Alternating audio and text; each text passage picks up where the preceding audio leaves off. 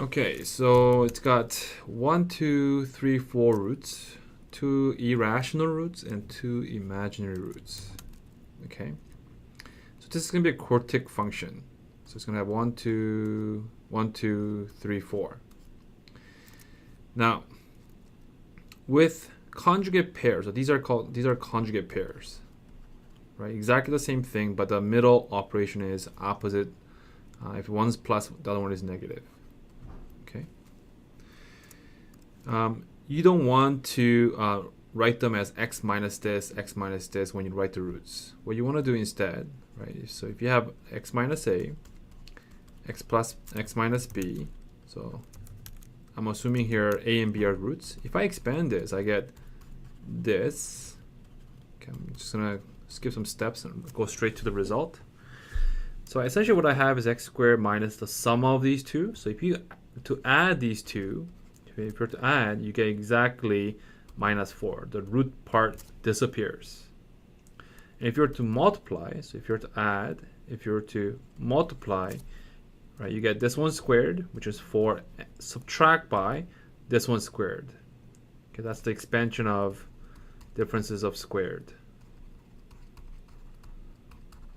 Okay, so you get 4 minus 3, which is 1. So, right, a quadratic with these two roots will be x squared, okay, x squared minus 4x plus 1. Okay, so that's much better than writing this as x minus this, and trying to expand the whole thing. Similar process with this. So if you have 1 plus root 2i, 1 minus root 2i, if you're to add these two, you get 2. And if you were to multiply, it's a little bit more tricky. It's 1. Normally it would be minus, but because of the I squared is negative 1. It's plus root 2 squared. So it gives you 3. Okay, and of course, we have to have some number at the front here. And we can find that final k by plugging this in. So y is minus 30, k, let's plug in 1. So you get 1 minus 4 plus 1, 1 minus 2 plus 3. So minus 2, minus 1, plus 2 here.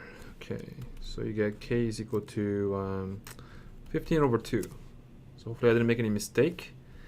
The final answer then is, right, it's asking for the equation, right? Determine the equation, yeah. So it's going to be 15 over 2 x squared minus 4x plus 1 from here. X squared minus 2x plus 3.